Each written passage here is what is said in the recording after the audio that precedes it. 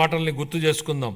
నేను సైతం ప్రపంచాగ్నికి సమిధనొక్కటి ఆహుతి ఇచ్చాను, నేను సైతం విశ్వవృష్టికి అశ్రు ఒక్కటి ధారపోశాను.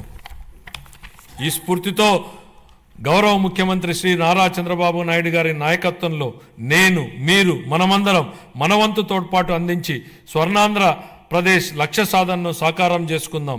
ఈ మాటలతో ఇప్పుడు మన రాష్ట్ర బడ్జెట్ను గౌరవ సభ ఆమోదం కోసం ప్రతిపాదిస్తున్నాను. జై ఆంధ్రప్రదేశ్, జై హింద్.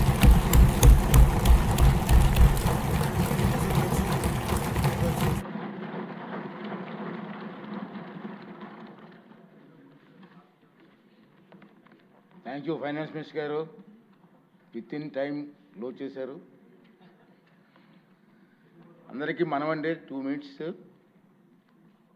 ఈరోజు ఈ బడ్జెట్ గురించి మీరంతా విన్నారు.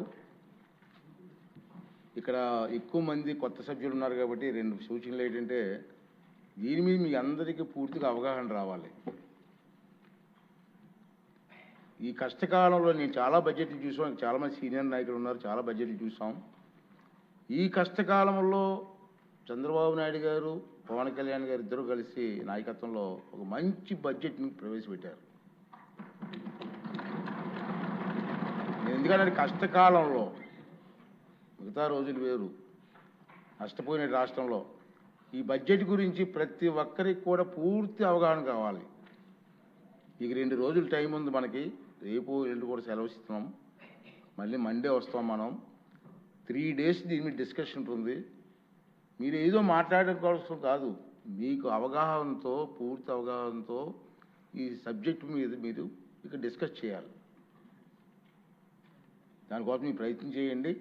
మనందరం కలిసి నష్టపోయిన రాష్ట్రాన్ని కాపాడడం కోసం ముఖ్యమంత్రి గారికి, ఉప ముఖ్యమంత్రి గారికి మన అందరం కూడా అండగా ఉండి ఈ రాష్ట్రాన్ని కాపాడుకోవాల్సిన బాధ్యత మన అందరి మీద ఉందని మాత్రం మర్చిపోవద్దు.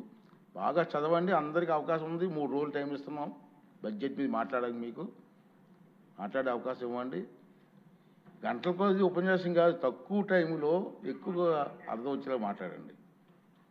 అందరికీ అవకాశం వస్తుంది కాబట్టి అది మనం చేయాలని. తర్వాత మీకు ఈ బడ్జెట్ తాలూకు పత్రాలన్నీ కూడా పెన్ డ్రైవ్లో కూడా ఏర్పాటు చేస్తాం, మీకు సప్లై చేసి ఉంటారు. పెన్ డ్రైవ్ కూడా మనం. రెండవది ఏంటంటే, సభ్యులందరికీ వాట్సాప్ గ్రూపులు కూడా ఏర్పాటు చేసి ఉన్నాయి కాబట్టి దాంట్లో ఈ బడ్జెట్ వివరాలన్నీ కూడా వాట్సాప్ గ్రూప్లో పెట్టి ఏర్పాటు చేస్తున్నాం. మీరు ఈ 2 days హాలిడేస్లో క్షుణ్ణంగా చదివి, నేను కూడా చదవడం కాదు, అసెంబ్లీలో మాట్లాడడం కాదు, అసెంబ్లీ అయిన తర్వాత బయట కూడా మీ కాన్స్టిట్యున్సీల్లో సరళమైన భాష ప్రజలకు అర్థమయ్యే విధంగా ఈ బడ్జెట్ గురించి మీరు చెప్పవలసిన బాధ్యత మనందరి మీద ఉందని చెప్పి కూడా ఈ సందర్భంలో మీకు మనం చేస్తున్నానండి. ఇప్పుడు గౌరవ వ్యవసాయ శాఖ మంత్రులు 2025-2026 సంవత్సరపు వ్యవసాయ బడ్జెట్ను ప్రవేశపెడతారు.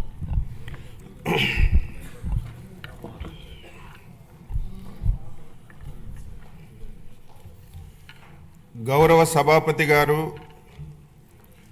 గౌరవ ముఖ్యమంత్రి వర్యులు, గౌరవ ఉప ముఖ్యమంత్రి వర్యులు, గౌరవ సహచర మంత్రివర్గ సభ్యులు, గౌరవ సభ్యులందరికీ నా హృదయపూర్వక నమస్కారాలు తెలియచేస్తున్నాను. దేశానికి అన్నం పెట్టడం కోసం అహర్నిశలు కృషి చేసే రైతన్నలకు మనసారా నమస్కరిస్తూ వ్యవసాయ బడ్జెట్ ప్రవేశపెడుతున్నాను.